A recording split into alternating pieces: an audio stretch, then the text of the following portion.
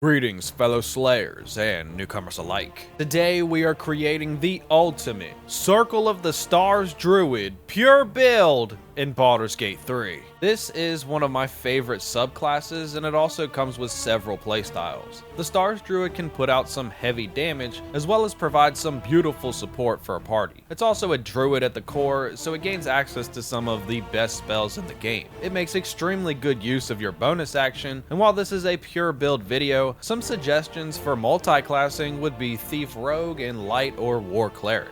Pure build or not, the Stars Druid is a powerful contender for solo honor mode and especially powerful within a party. Before we get into the build, you may have heard from other creators already, but YouTube is doing something weird with views in the algorithm, so if you could hit the like button, that would be awesome. If you could hit the new hype button, that would be even more awesome. Hype it up. As always, if you have any suggestions to improve this build or requests for future content, leave a comment below. Written builds and guides on Patreon, channel membership for early access to videos. Join the fucking crusade, dude. Welcome to Purge Evil. Thank you for stopping by. Let's get into it. Character creation in level 1. Before we begin, an important item to note. This is optional, but you can free up a feat slot if you use the Hag's Hair for a +1 bonus to Wisdom. You can also use the Mirror of Loss in Act 3 for a +2 boost to Wisdom, but this isn't necessary at all. With that being said, this guide will not utilize the Hag's Hair, but it is something to keep in mind. Background and skills are personal preference, and for the race we will choose Wood Elf for several reasons. You get a bonus to movement speed, advantage on saves against being charmed, immunity to sleep,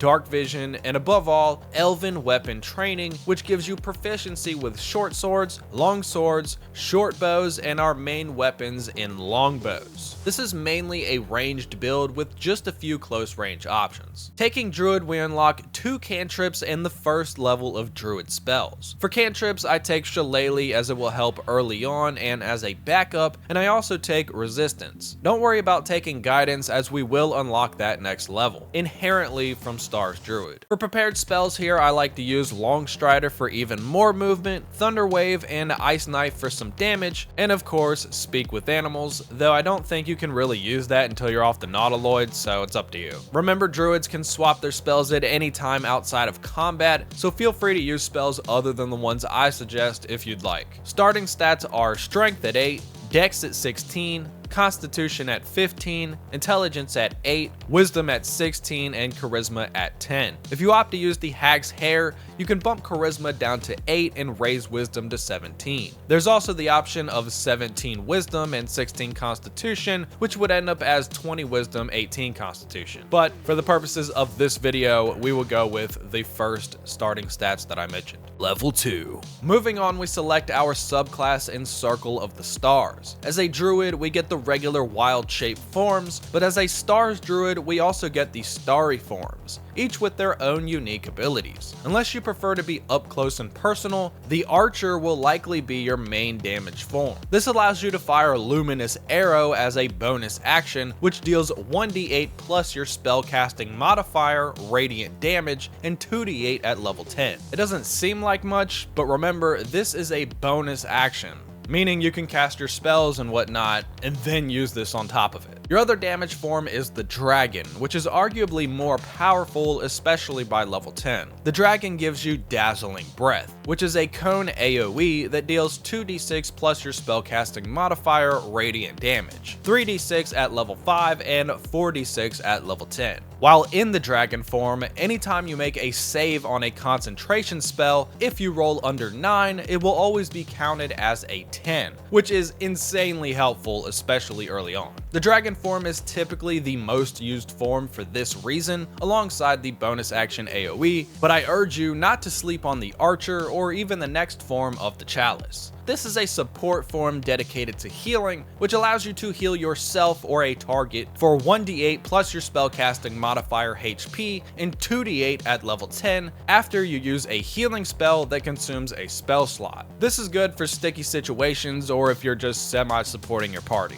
We also gain the aforementioned goated Guidance cantrip, and also the Guiding Bolt spell, Always Prepared. With this, we also gain star maps, which is a resource that can be spent to cast Guiding Bolt using those instead of a spell slot. As you can see, this is a radiant damage type of build, and we're going to lean into that with the gear. You may have to get creative around those radiant retort enemies later on, but druids are so versatile that it shouldn't be a problem at all. For the next prepared spell, I like to use Healing Word or Cure Wounds, depending on if I'm solo or in a party. Level 3. Here we simply gain access to level 2 druid spells, and the prepared spell I choose will be none other than Moonbeam. This is just perfectly thematic for Stars Druid, and one of the most satisfying spells to use in general, as it not only deals a nice chunk of radiant damage, it can be moved once per turn while concentrating without expending a spell slot. And since we don't go into any animal forms, this option remains available in our starry forms. Level 4. At level 4 we gain our first feat, which can be one of two options. Resilient Constitution to buff your concentration saves early and raise Constitution to 16, or you can simply take Ability Improvement for a +2 bonus to Wisdom. If you opt for the Hag's Hair, you can reach 20 Wisdom this early on. For me, I will be taking Resilient Constitution, as I really just enjoyed not losing concentration. For the cantrip, you can take anything, but I will take Thorn Whip, as it uniquely pulls the target towards you. I suppose this could synergize with Dazzling Breath, but it's really more like utility in pulling enemies off ledges or into surfaces. If you buff Wisdom, you can prepare 2 more spells, but since I chose Resilient, I will just recommend the one spell of Flame Blade. This is another non-necessary spell, but I think it's pretty cool, and it can slightly synergize with the gear we will be using, as it emits light in a 6-meter radius. You can also take Spike Growth, which is easily one of the most powerful control spells, and also one of the most brutal. This is probably the more effective option for most people. Level 5. Moving on, we gain another star map and access to level 3 druid spells. I like to prepare Plant Growth here, as it can essentially completely lock down enemies, causing them to barely be able to move, and it doesn't require concentration. I take this spell nearly every chance I get on any character. At this level, your Dazzling Breath from Dragon Form is also buffed to 3d6. Level 6. At level 6, we unlock Cosmic Omens, which are essentially reactions that let you increase or decrease attack rolls or saving throws, and also increase ability checks. Whether you can increase or decrease is determined during long rest, sort of like how divination works. You don't have to actively really do anything, just make sure your reactions are checked. For the prepared spell, you know we have to take the ultimate Call Lightning. This is just downright one of the coolest spells in the game, and it can be recast for 10 turns without expending a spell slot, just like Moonbeam. This is yet another spell I take every chance I get, and for some builds I'd just go out of my way to be able to unlock it. It's simply just badass. Act 1 Gear. Locations of all gear can easily be found on the Patreon or the wiki. I'm gonna keep gear extremely simple with this one, as it really is a no-brainer in my opinion. There may be other synergies you have in mind, and if so, let us know down in the comments. Head is the Holy Lance Helm. This gives you +1 to Constitution saves, and also causes enemies who miss you to possibly take 1d4 radiant damage, which synergizes with our other gear in Radiating Orbs and Reverberation. Yes, this is one of those builds. It doesn't mean you have to take this route,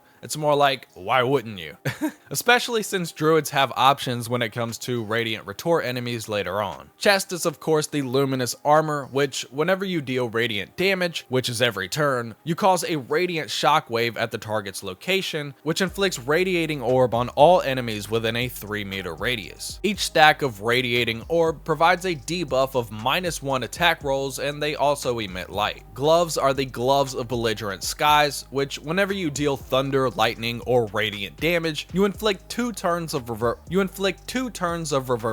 Say that 10 times fast. You inflict 2 turns of reverberation on the target, which provides a debuff of -1 to strength, dex, and con saving throws for each stack. When the stack reaches 5, the enemy will take 1d4 thunder damage and possibly fall prone. Boots are of course the Boots of Stormy Clamor, which inflict 2 turns of reverberation on the target whenever you inflict a condition, which which is essentially every time you attack. The amulet is interchangeable, but the best option is probably the Periapt of Wound Closure, which heals you for the max possible from healing sources and causes you to automatically stabilize if downed, meaning you won't die after 3 turns. If you're in a party, the Amulet of Restoration is nice as it gives free uses of Healing Word and Mass Healing Word. Rings, the only one really of note here is the Ring of Protection, simply providing a +1 bonus to AC and saving throws. I also put Ring of Salving here in case you're in a party, but it is entirely unnecessary. The second ring slot in Act 1 is interchangeable. Shield is the Safeguard Shield, providing +2 AC and +1 to saving throws. Melee weapon is the Staff of Arcane Blessing. This is another thing that is interchangeable, but this staff gives you a free use of Bless that also grants attack rolls a bonus 1d4. Again, this is another interchangeable piece of gear, but it really doesn't matter in Act 1. If you have better suggestions for a melee weapon in Act 1, please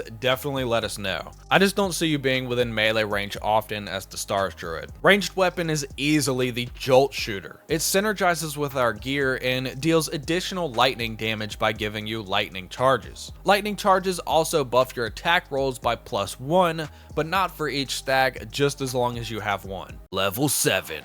At level 7, we gain access to level 4 spells, and I like to take Conjure Woodland Being. This is essentially a double summon with a Dryad and a Woodwode. They are incredibly helpful as they can, at the very least, use Entangle and Spike Growth, as well as just being 2 more heads on the battlefield, which is basically invaluable when you're playing in Honor mode. Level 8. Here we gain our second feat, which will be whatever you didn't take at level 4. So if you took Resilient before, make sure to take Ability Improvement to boost Wisdom or vice versa. For the spell, make sure to take Conjure Minor Elemental for another ally as you begin building your Druid army. Level 9. At level 9, we gain access to level 5 spells, and you know I'm gonna take Conjure Elemental for the same reasons as the others, these just being more powerful by default, and they can be upcasted to even more powerful elementals with a level 6 spell slot. We also gain another resource point of Star Map and Cosmic Omen. Act 2 gear. Gloves are of course the Luminous Gloves, which inflict 2 turns of Radiating Orb whenever you deal radiant damage. Cloak is the Cloak of Protection,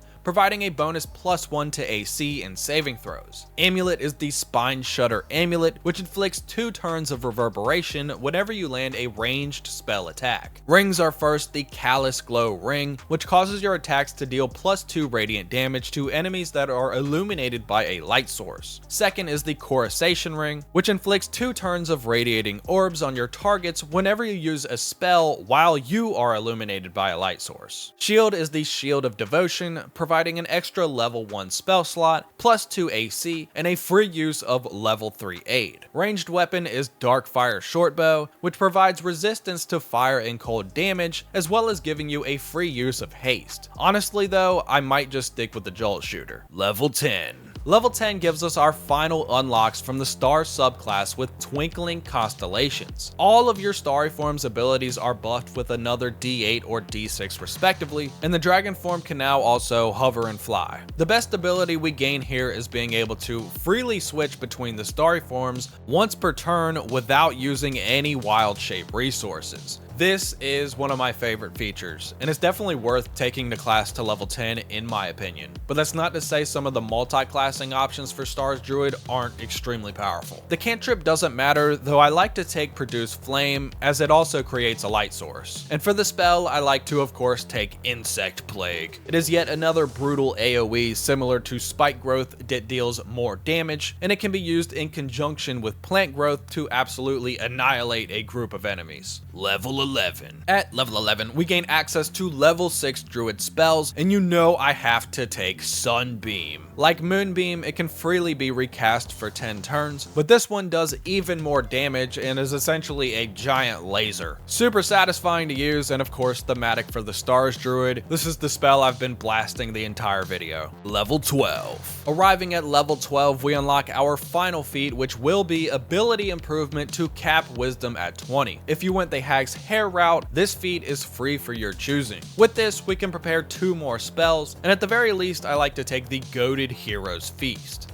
This will give everyone advantage on wisdom saves, prevent everyone from being poisoned, diseased, or frightened, and buff everyone's HP by 12. Make sure to summon your minions before using this, as they will benefit from it as well. And for the other spell, I might take Heal, as it is kind of a get out of jail free card, but it does use a level 6 spell slot and is usually completely unnecessary, so it's really up to you. My level 6 spell slot is almost always being used on Sunbeam. And also remember the amulets that allow you to regain that level 6 spell slot. I believe it's the one in Act 3. I can't remember off the top of my head. Don't sue me. Act 3 gear. Helmet is optional with the Helmet of Grit, which grants you an extra bonus action should your HP fall below 50%. Chest is optional with 3 different choices listed here. I'm still going to recommend the Luminous Armor, but Armor of Agility might help the most when facing Radiant Retort enemies. Cloak is optional with Cloak of Displacement or Cloak of the Weave. Displacement is usually better than our current Cloak of Protection, while Cloak of the Weave is for full offense. Amulet is of course the Amulet of Greater Health, giving you a huge chunk of HP while also making it basically impossible for you to lose concentration. You can still of course use the Spine Shudder Amulet if you'd like, which I think is what I'm using in the video. Melee weapon is the Honorable Marco Heshkir, one of the most broken weapons in the entire game. It doesn't particularly synergize with what we've got going on, but it is still extremely powerful nonetheless. I usually use the lightning buff with this build. Ranged weapon is easily Gaunter Mail,